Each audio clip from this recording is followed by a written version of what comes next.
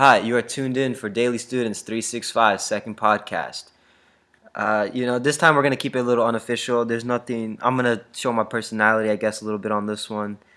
The first podcast was pretty bad. It was a rough draft. It was half-assed. It was all right. It was nothing great.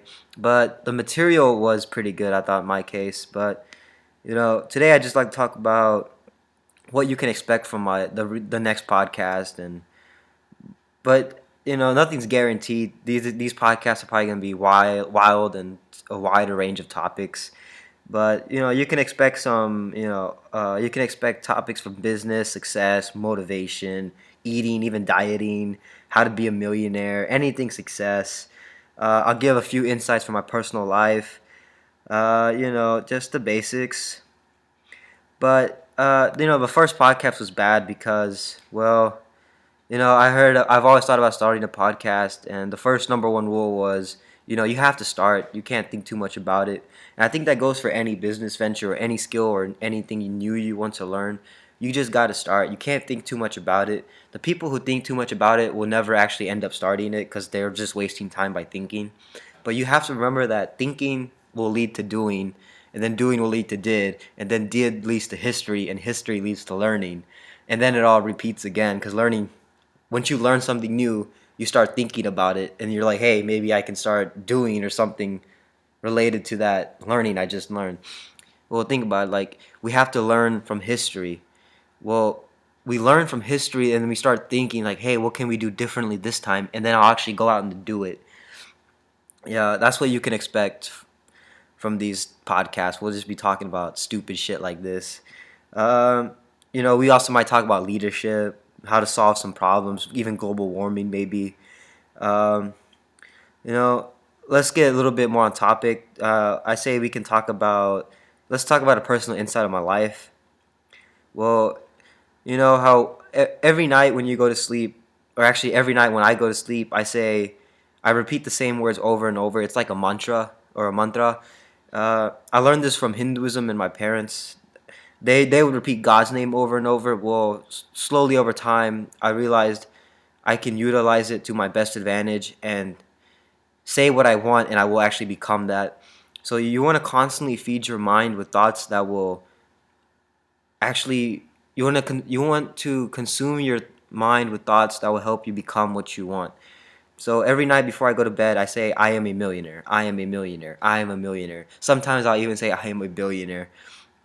There's I say I am a millionaire instead of I am a billionaire because a millionaire is a little bit small scaled. We're thinking smaller, and when you want to make goals, you want to start small. You don't want to just start big, because you have to focus on what's right in front of you. You can't just think. Of course, people have dreams. If everybody has vision, I have visions, but you can't always focus on the vision. You have to start somewhere, and you gotta small scale it. So I toned it down. Before I did actually just say I am a billionaire. I am a billionaire. I have it written on my wall in my house, in my room actually. But I changed it. I changed it to I am a millionaire. So I'm thinking smaller. And the difference between a millionaire and a billionaire is, I mean, I guess it's pretty big, but a billionaire a billionaire has so much society influence, while a millionaire has a little slice of the pie, you could say, of a billionaire. But a billionaire is pretty much trusted by society more than the government, almost you could say, because they're given that money and they use that money to fund whatever they think is useful for society. So society gives billionaires trust and credibility, and they think the money they gave them is allocated efficiently and they can use it smarter or in better ways than they could themselves or the government in that case. And being a millionaire, you have to become a millionaire before you can become a billionaire. And so I repeat, I am a millionaire, I am a millionaire every single night. But those words, a millionaire, it does not mean money at all. A millionaire, money is just one component of being a millionaire. I don't think about a millionaire as just money. A millionaire has a million followers. It doesn't have to be a million followers. It could be 500,000 or less, but usually a millionaire can reach out to 1 million people and they have impacted somebody else's life or actually a group of people's lives, and that's why they are a millionaire. They have this influence. You know, I actually took another step. Instead of just saying I am a millionaire constantly, sometimes I'll even say, hey, I am better and better each and every day. I am better and better in each and every way. And that phrase helps me overcome my difficulties. And I just repeat it over and over. And then I think, what did I do today? And then how can I improve upon it? And how can I use my next day, or tomorrow in this case, how can I use it to my full advantage? To be honest, I'm not using every single day as the most productive day of my life, but I'm getting closer to it. And I started to realize this when I heard Steve Jobs' commencement at Harvard University, I think it was, and he said, you should be afraid. I don't yeah, I'm paraphrasing, or I'm not actually using direct quotes.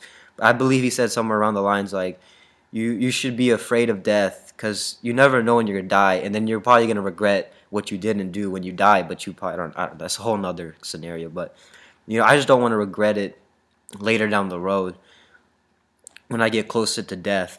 Um, so I'm trying to use each and every day as my most productive. To help me accomplish this, I printed a bunch of photos of great entrepreneurs like Mark Cuban, Elon Musk, Jack Dorsey, founder of Twitter. Mark Cuban is the owner of the basketball team, the Dallas Mavericks. I'm from Dallas, so he's a very influential role model to me. And then Elon Musk, of course, he's every like teenagers or even like 20-year-olds fantasy to become. I mean, he literally is the Iron Man of this day. I also have even some scientists. I got Albert Einstein. I also have Andrew Carnegie, Rockefeller. I also threw up Young Thug. He's a rapper. I put him up because, well, he's kind of different from the rap environment. Everybody categorizes him as just rap and hip hop, but I think he completely changed the entire game. And I like to follow game changers. I don't like to follow people who just do the norm. I rather follow a game changer because they are actually making a difference in the world and they change the way of thinking of many people. And that's why I have all these great men on my wall in my room, actually right above my desk. And that's where I also put my I am a millionaire sign. Under that I am a millionaire slogan, I also had like a couple of words that say like attentive, assertive, compassionate, caring, sharing, investor, businessman, throw in billionaire, who cares? Throw in all these great words that will help you become what you want to become. I look at it every single day when I'm doing my homework, when I wake up. It just helps me. It makes my head consume those thoughts constantly, and it gives me focus. People go crazy when they lose focus, when they're thinking about other things they don't want to think about. That's when people go crazy. So you always want to have focus. Focus is one of the biggest things, but you cannot have focus without discipline, and discipline is one of the toughest things to acquire. I was actually vegetarian for 16 years of my life. I'm 19 right now, about to turn 20 in April this coming. Um, but for 16 years of my life, I was vegetarian, and then until 16 to almost a little bit of 19, so 3 years, started eating meat. I started eating meat because I wanted to become bigger and I wanted to perform better at the gym. I am a fitness enthusiast. I like to weightlift a lot, you know. But eating meat really helped me gain that weight. But then I realized it was kind of like dirty gains because I was sacrificing my own religious, not even religious beliefs, but my own moral beliefs, and I didn't like that. So I decided to just stop cold turkey one day. I was like, this is enough. I hate it. Every time I take that one bite of meat, I don't even like it. So why am I doing it? Of course, my mind was saying, hey, you're doing it for the gym, you're doing it for your workout, and it doesn't really matter because now being vegetarian, I've actually gained like 5 pounds back just on a vegetarian diet, and I've watched many TED talks on the human diet, and they all said that a vegetarian diet or even vegan is ideal, because everybody says you need this protein, protein, protein, but protein is so freaking expensive at the grocery store these days. Why I gotta pay so much more for my grocery bills? My dad bitched me out about it. He's like, man, my grocery bill's so high because you guys have been eating meat. Well, then I told him, Dad, I'll just stop. This it's just another factor that helped me like stop eating meat. No, you don't really need to eat meat to get big. you know. And even Steve Jobs, I believe, he advocated for vegetarianism. You know, Many entrepreneurs are actually vegetarian. My uncle, he's actually a vegetarian too. He's a founder of Dragon Drones, located in Grand Prairie, Texas. It's a startup, you could say. He's also got an Instagram. You can follow him at Dragon Drones, and yeah, again, that's at Dragon Drones on Instagram. He's a very influential character in my life as well. One of my role models. Um, but the whole, let's get back on track. I guess I've been kind of going off on my tangents, but this is what you can expect from the podcast. This is me in real life. I'm not gonna give you any bullshit, but I hope whatever I tell you guys, you can take out of it and apply it to your own life. Because I've been so much happier ever since I've been doing these things I've been saying. I even cut off caffeine. I haven't had caffeine in a long, long time. As being a college student, I was an addict. I took in about 500 milligrams of caffeine, and that was the limit. If you went above that, I guess it was called overdosing. But I never really went above 500 unless I had to. 600 or 700 is the max I'd go in a day. You just don't want to drink caffeine. Anything that messes with your mental thoughts is not you.